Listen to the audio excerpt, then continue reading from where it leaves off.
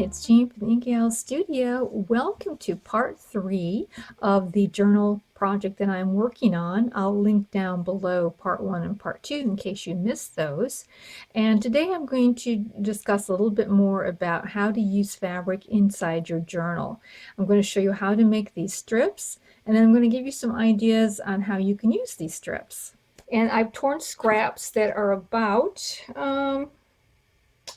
I don't know, 2 to 3 inches wide is about what the scraps are here that I've torn these different fabrics. And, you know, I only had this much left of this material, but that's fine because, you know, I'll just have, this is enough to wrap around a page, so it'll be great. So I'm going to show you how I go about that. Now, you'll need an iron, a steam iron that's set on, you know, high on cotton. And you'll need some pins. And if you have spray starch, it's very helpful, but it's not necessary. Don't go buy straight spray starch if you don't have any. So the first thing I want to do is I want to make little pleats randomly, and random is the big key here, all the way down the piece. So I'm just going to put a pin in that. Sometimes one pin I can catch 2 pleats, but sometimes not. So it doesn't matter. I'm just putting these little tucks or pleats or whatever you want to call them. And like here, I went down on this one. I'm going to go up on this one. Maybe, you know, that'll just kind of break it up. And it's just a random placing. Maybe I'll only make one. Maybe I'll just make one big one. Here, maybe I'll go up and just make a big one, just like that. Maybe I'll make 2, maybe I'll make 3.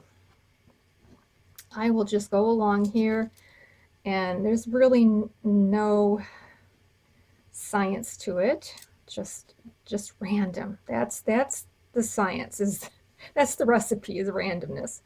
And I'm just tucking all the way down. Now I don't know if I'll need that much. Let's see how this other piece is. Yeah, so I think I may stop down in this area since I don't need that much. Okay, and I have this all. Oh, you know what? I might as well finish it off because I can use it for another piece, right? Yeah. So we'll just finish this one down. And once I have this all randomly tucked with my straight pins, right, now I'm going to go to the ironing board. And what I'm going to do, and the pins probably should be not much further than this. And what you're going to do with the steam iron, you're just going to press. And however it falls is how it falls. You know, we're not going to worry about anything. We're just going to take the iron and press it down. And how much it wrinkles is great. And where it wrinkles is no problem, right? We're just going to do that all the way down that piece. And I'll be right back.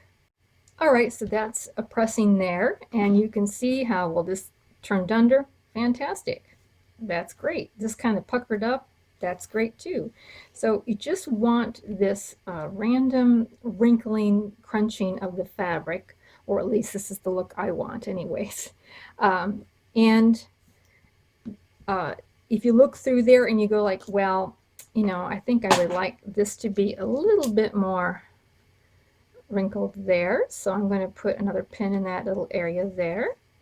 And you might say, well, that one pleat wasn't enough, so I'm going to put another one in there.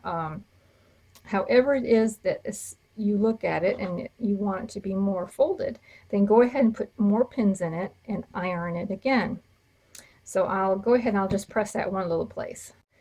So now once you're happy with how that is all laying out, now the reason that we're doing this is to make it easy for us to go over, or easier to go over and sew it down, because this is eventually what we want to do.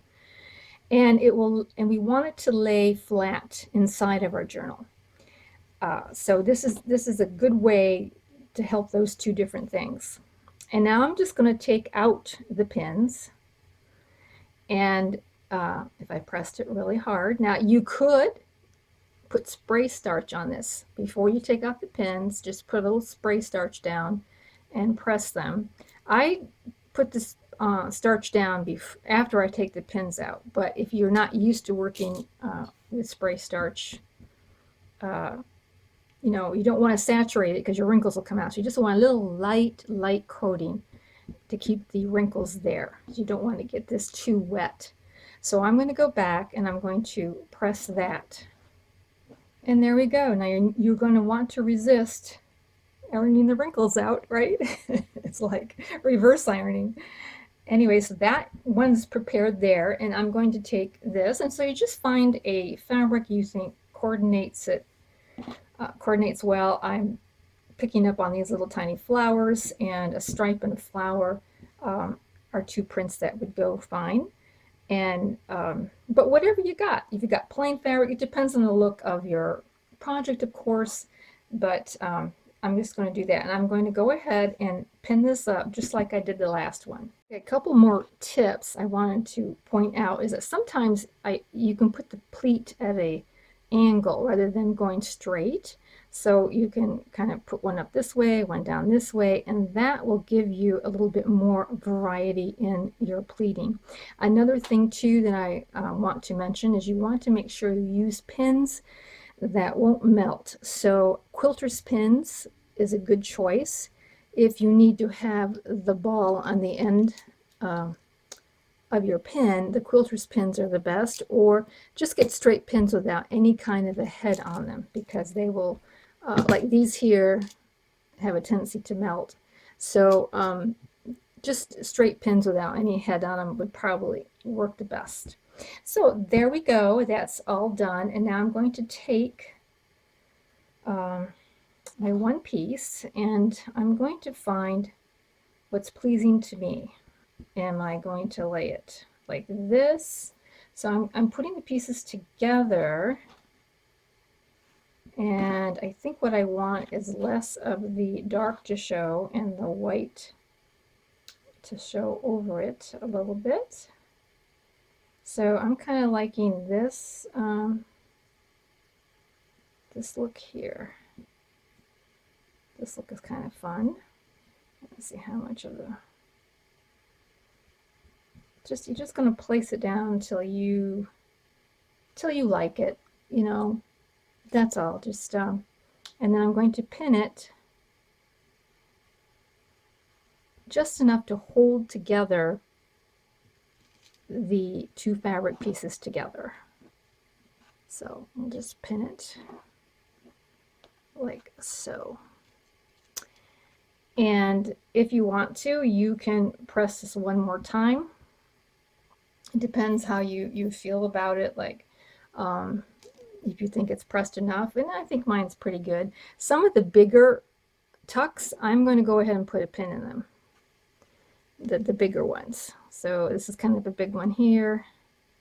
That one was, this one here looks like it could use one. All right, just to kind of help you keep it together. And I'm going to sew this way, and it's going to be a very curvy, as you can see over here, it's very curvy, right? It's not straight. It's going to be going around. And as I sew, I'm going to, see if I get my little pointer here, I'm going to look at this little pleat and make sure it's sewed down, and maybe come over here, and maybe come down here and catch this one, and just, you know, kind of go around just in a not a straight line, however that looks to you. And then I will do another one here and come down to here. And let me back up though. The first stitch I would put down would be the one that would connect these two pieces together. So I would stitch right here on this area to connect the two pieces, and then go back to here and go back to here. And 3-4 times, you know, whatever you feel good about is fine.